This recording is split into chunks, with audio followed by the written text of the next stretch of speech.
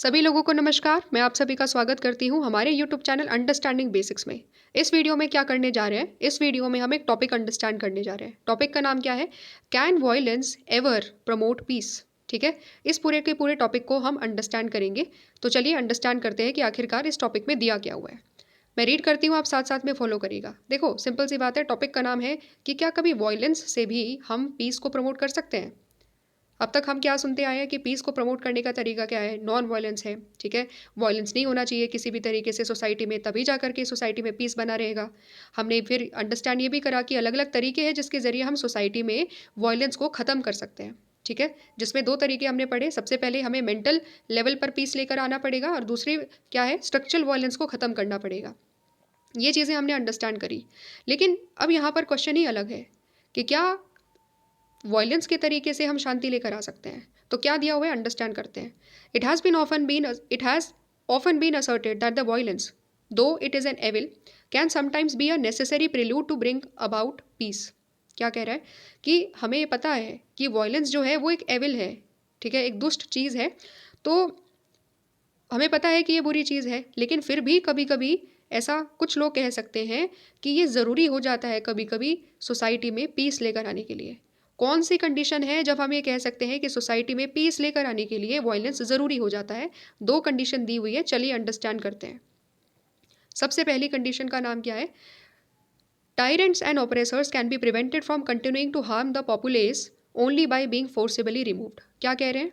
ये कह रहे हैं कि अगर किसी सोसाइटी में या किसी कंट्री में कोई टायरेंट है या कोई ऑपरेसर है, मतलब कोई तानाशाह व्यक्ति है, कोई दूसरों को दबाने वाला अगर कोई व्यक्ति है, तो उसको अगर हमें वहाँ से हटाना है तो फोर्स का इस्तेमाल करना पड़ेगा। ठीक है, हो सकता है वॉयलेंस एक तरीके से जो वेपन्स है इवन उसका इस्तेमाल करना पड़े, क्योंकि अपने आप तो हटने वाले नहीं है वो व्यक्ति। और क्योंकि वो दूसरों को क्या कर रहे हैं, दूसरों को डोमिनेट कर रहे हैं, दूसरों को दबा रहे हैं, तो उनको हटना ज़रूरी भी है ना। तो हटाने के लिए इस कंडीशन में हम क्या कर सकते हैं, हम यहाँ पर फोर्स का इस्तेमाल, वायलेंस का इस्तेमाल कर सकते हैं।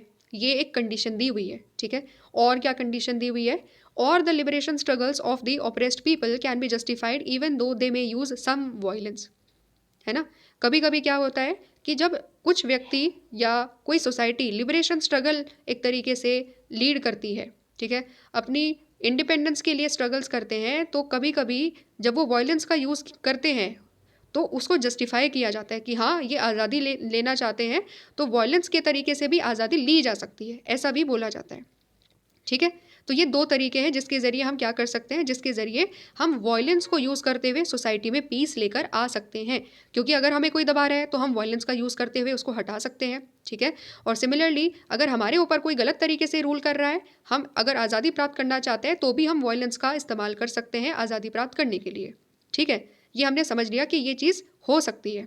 चलिए ठीक है, आज़ादी प्राप्त कर ली और हम लोगों ने ऑपरेसर का रूल हटा भी दिया और वॉयलेंस के इस्तेमाल से ये चीज़ हमने कर ली। लेकिन इसमें भी एक समस्या है। ठीक है, इस कंडीशन में जो हमने वॉयलेंस को यूज़ करा है उसमें भी एक सर्टेन लिमिटेशंस है। क्या लिमिटेशंस है, वो दी हुई है, नेक्स्ट लाइन में हम अंडरस्टैंड करते हैं। But resort to violence however well meaning could turn out to be self defeating. और क्या बोला जाता है? Once deployed it tends to spin out of control, leaving behind a trail of death and destruction.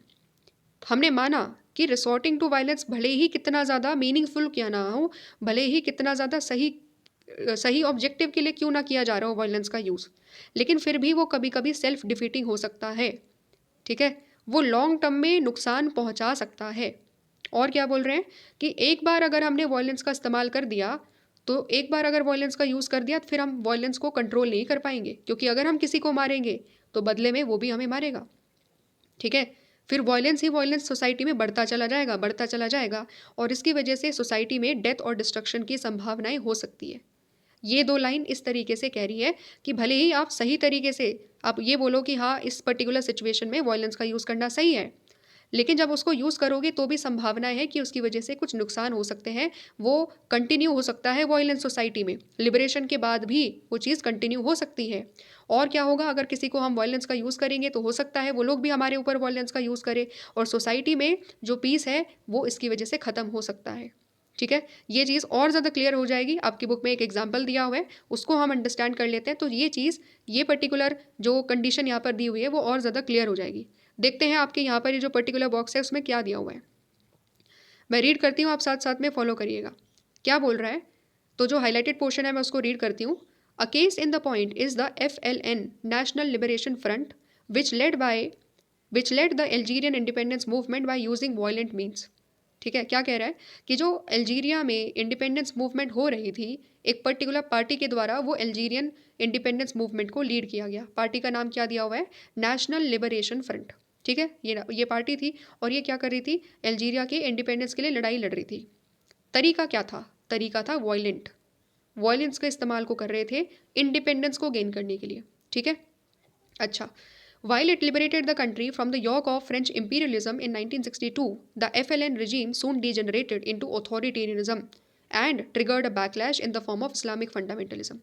क्या कह रहा है कि जब इस कंट्री ने अपने आप को आज़ादी दिला दी, इस पर्टिकुलर पार्टी ने अल्जीरिया को आज़ादी दिला दी फ्रेंच इंपीरियलिज्म से 1962 में, उसके बाद क्या हुआ, उसके बाद ये हुआ कि ये पार्टी जो थी वो अथॉरिटेरियन पार्टी बन गई।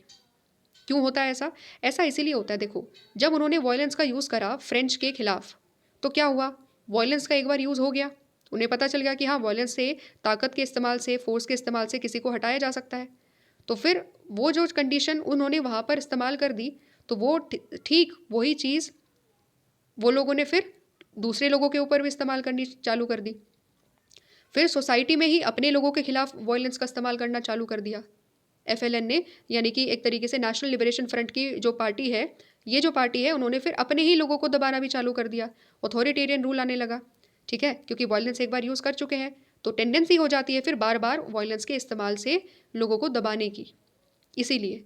ठीक है, तो ये पर्टिकुलर एग्जाम्पल जो है इससे हमने क्या समझा, इससे हमने ये समझा कि भले ही लिबरेशन के लिए हम वॉयलेंस का इस्तेमाल क्यों ना कर रहे हो, ठीक है, लिबरेशन को हमें अटेन करना है और अगर हम वॉयलेंस का इस्तेमाल करते हैं तो भी ये सर्टन टेंडेंसी है, संभावनाएं हैं कि फिर उस वायलेंस को दोबारा से यूज़ किया जाएगा अपने ही लोगों को दबाने के लिए, सोसाइटी में फिर से वॉयलेंस क्रिएट हो सकता है।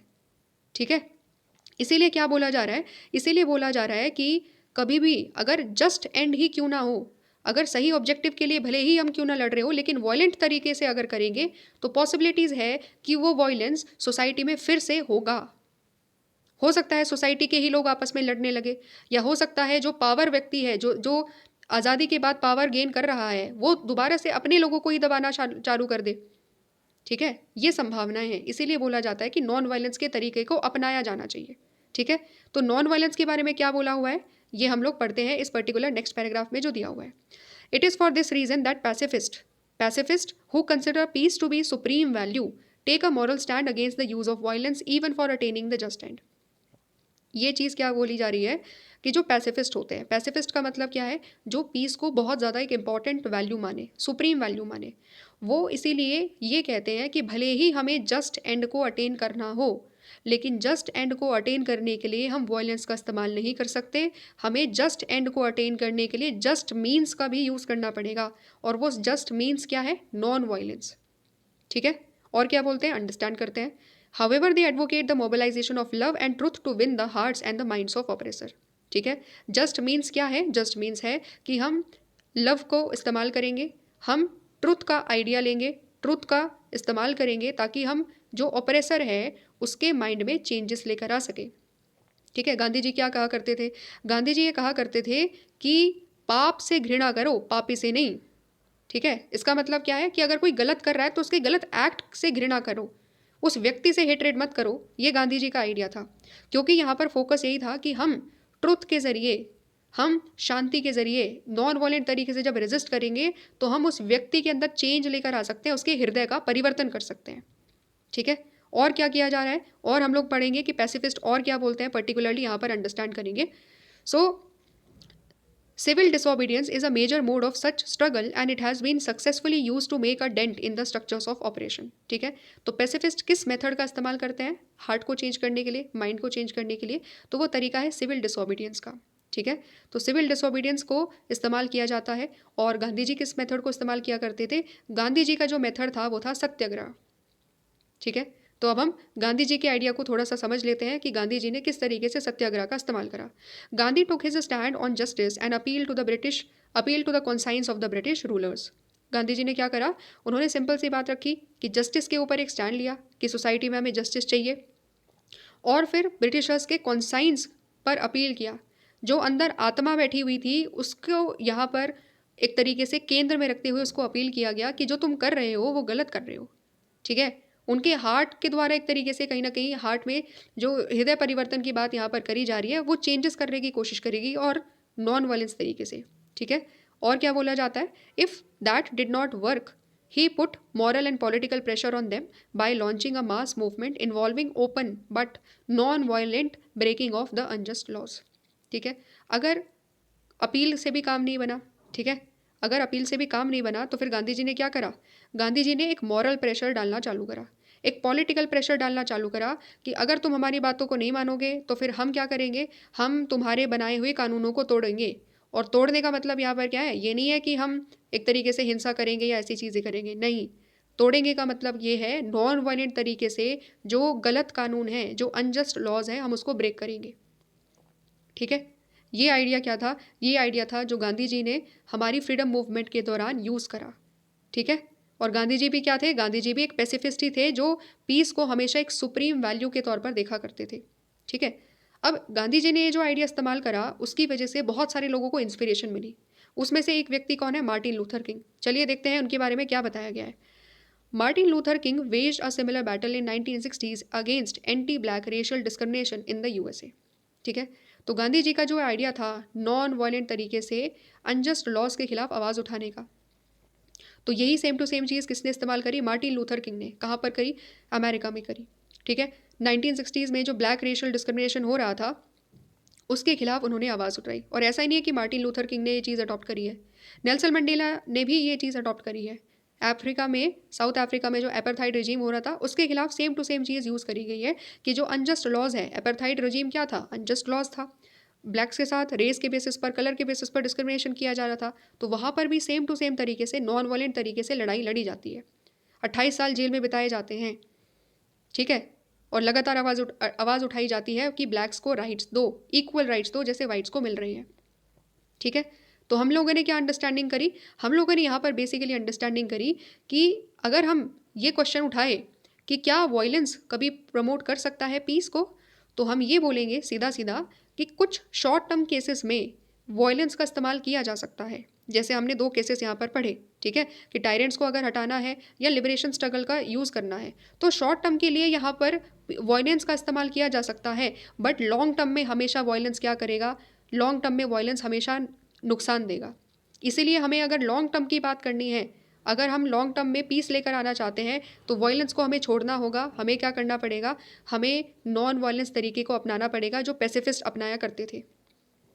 ठीक है, समझ में आया, ये हमारी अंडरस्टैंडिंग थी। और एक और इस चीज़ को ऐसे भी समझो, देखो वायलेंस एक ऐसा मेथड है जो हर कोई अडॉप्ट नहीं कर सकता।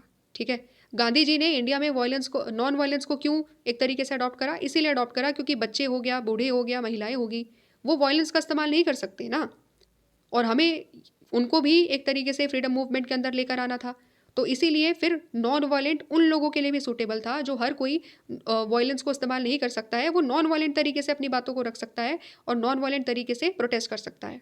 ठीक है, और दूसरी बड़ी बात क्या है कि वायलेंस बहुत लंबे टाइम तक नहीं कैरी किया जा सकता सोसाइटी में। इसके अंदर दिक्कत ये भी है, वायलेंस के मेथड में लंबे टाइम तक हम उसको कैरी नहीं कर सकते हैं। ठीक है, क्योंकि जितना ज़्यादा हम वायलेंस को यूज़ करेंगे उतना ही ज़्यादा जो दूसरा व्यक्ति है जिसके खिलाफ वायलेंस यूज़ किया जा रहा है वो हमें दबाएगा, वो भी उतना ही ज़्यादा वायलेंस को यूज़ करेगा। ठीक है, इसीलिए भी इसको बहुत ज़्यादा लंबे टाइम पीरियड तक हम लोग इस्तेमाल नहीं कर सकते। ओके, तो ये सारी कमियां हैं जब हम वायलेंस के मेथड की बात करते हैं। ओके, सो आई होप आपको एक अंडरस्टैंडिंग मिली होगी और हमने ये पूरा टॉपिक कवर कर लिया है। अगर चीज़ें समझ में आई हैं, एक्सप्लेनेशन अच्छा लगा है तो लाइक कर सकते हैं, चैनल को सब्सक्राइब कर सकते हैं। मिलेंगे हम लोग नेक्स्ट वीडियो में जहाँ पर हम लोग क्या करेंगे, जहाँ पर हम लोग गांधी जी का जो आइडिया ऑफ नॉन वायलेंस है उसको डिस्कस करेंगे। जो ये पर्टिकुलरली आपके जो बॉक्स में दिया हुआ है इस पर्टिकुलर टॉपिक को हम डिस्कस करेंगे। ठीक है, मिलते हैं नेक्स्ट वीडियो में, तब तक सभी लोगों को नमस्कार।